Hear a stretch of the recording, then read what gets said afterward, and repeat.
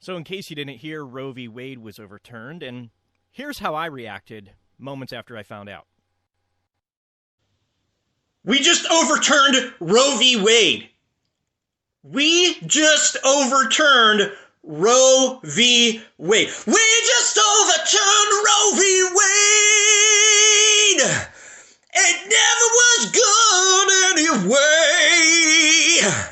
I'd like to say goodbye. No, I don't care that it died.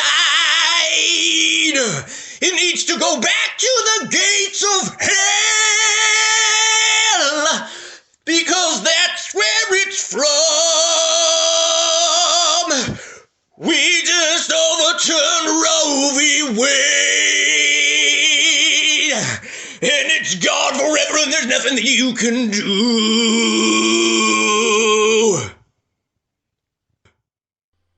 So I think I handled that like an adult.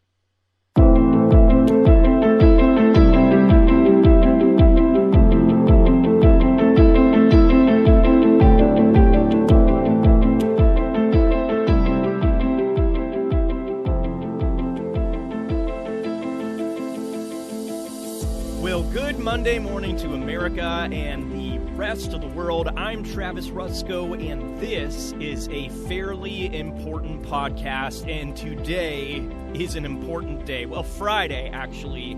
Friday, June 24th, 2022 was an important day, but today I'm celebrating because June 24th, 2022 is going to go down in history as one of the greatest days in America, a defining day in our history.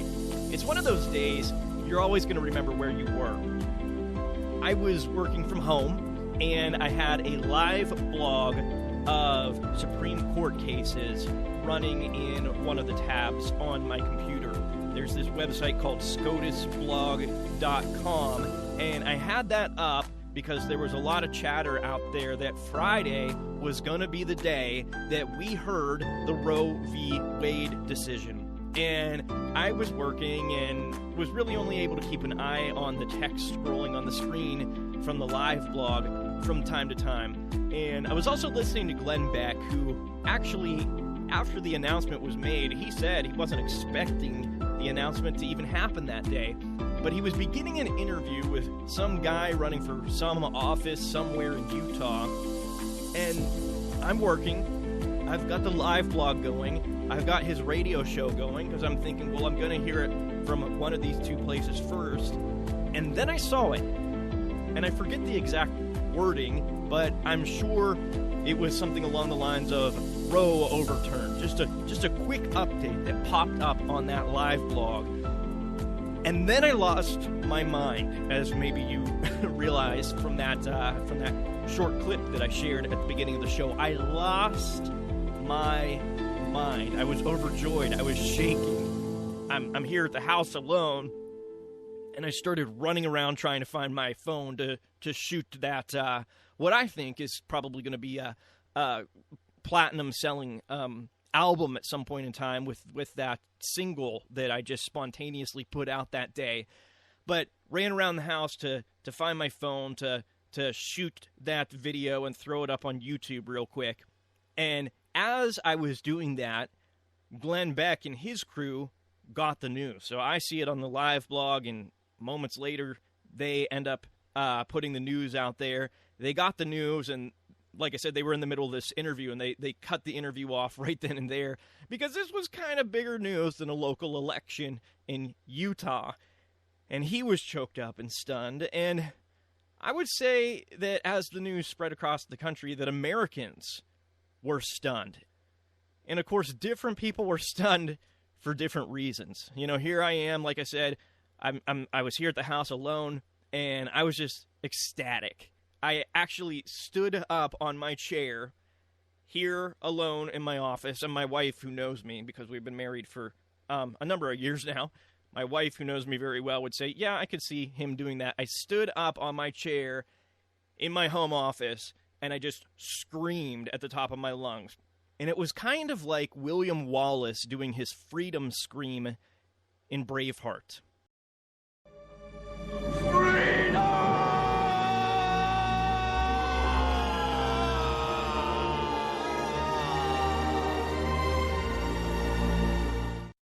That's essentially what it sounded like. I'm sure, thankfully, nothing was being recorded at that point in time so that you'd ever be able to disagree with me. But I stood up on my chair. I screamed. I was ecstatic. I texted my wife. She was the first one I let know. And then I texted another dozen people or so. Then I sent out an email to several other people. And then I put that goofy celebration video up on YouTube and posted it to a half dozen social media sites. And I can only imagine the joy that millions of other Americans were experiencing in that moment as they called their family and called their friends, as they hugged, as they cried tears of joy. I can only imagine just that celebration exploding all over our country. Because if I'm honest with you, if I'm really honest with you, I would say most of us who are pro-life never thought June 24th, 2022 would ever happen. I'm going to say that if you look at the world as I tend to look at the world, you try to say, yeah, we're going to do this. We're going to move forward. We're going to make a difference. But in those times where you really pause to take stock of things and to see the state of our nation, you probably have those moments where you think, no, nothing's ever going to get better. Nothing is ever going to turn around. And if that's you, I'm so thankful that you were wrong. I'm so thankful that I was wrong. And like I said, I was ecstatic. America was stunned. Joy and jubilation and celebration broke out on one side, and then there was the other side. So I've got a brief montage here for you. We start with super Catholic Nancy Pelosi. We then move on to Maxine Waters, who is out in the street saying to hell with the Supreme Court.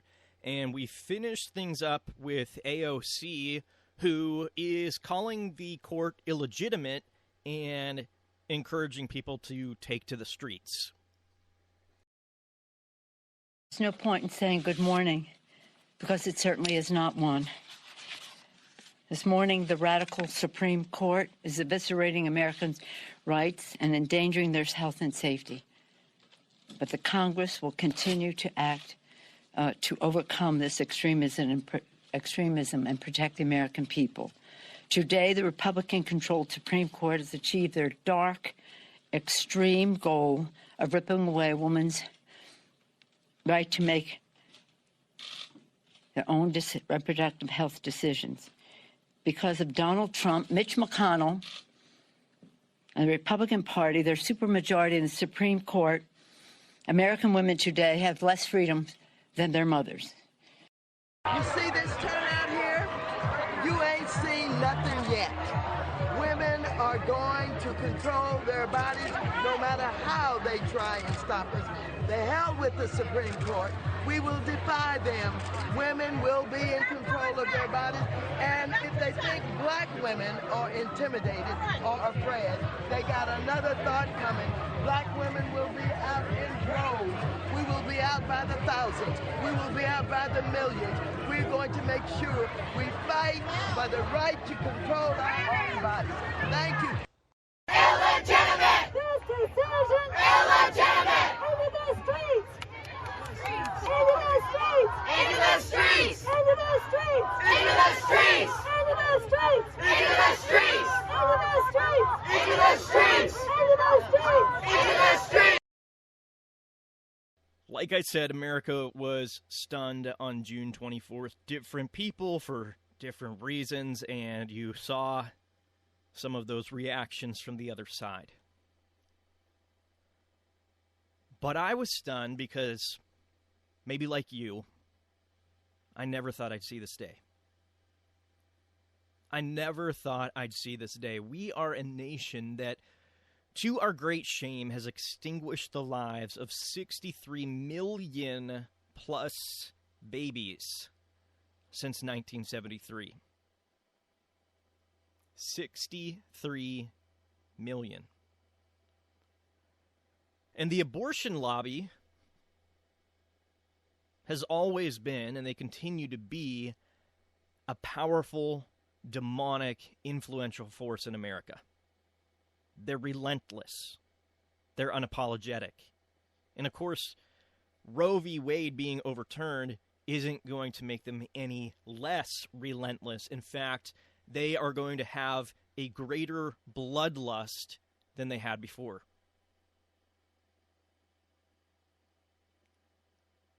And I mean, these are people who make their living from killing babies, from murdering children. And they are going to be willing to do whatever they need to do to keep the money coming in and to keep the abortion mills running.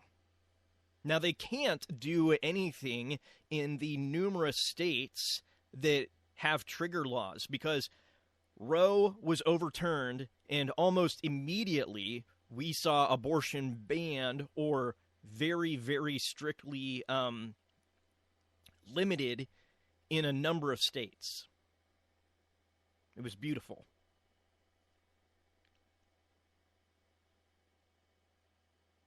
But they will continue to fight. So I never thought I'd see this day. And I think that needs to be a lesson for any of us who are trying to push back against the darkness, whether you're pushing back against abortion because it's obviously still out there in America, it's still legal regardless of what AOC would want you to think, regardless of what Maxine Waters screams about in the streets. It's still legal. California, New York, they're going to be flying people in to get abortions. But I think this needs to be a lesson to each of us. I wanted to see what Charlie Kirk had to say about Roe getting overturned, and so I checked out his show on that day, and he said, look, if we can overturn Roe, we can do anything. And so if we're going to take one lesson away from this, that should be the lesson.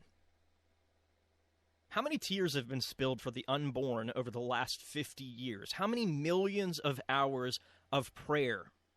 And yet, people kept up the fight for decades. They stayed the course. And here we are. But it's still really hard to believe. I was talking about Roe getting overturned a little over a year ago. I was really excited that something might happen, that there was a possibility. And you can hear me talk about that if you want to get an idea of how this all came about. I saw the writing on the wall, and you can hear that old episode at fairlyimportant.com/episode 24, and it's just the number 24, if you want to go back and hear that. I saw the writing on the wall. It seemed like there was a possibility, but again, did I really think this was going to happen? Did you really think this was going to happen? I'm a Christian. Maybe you're not a Christian.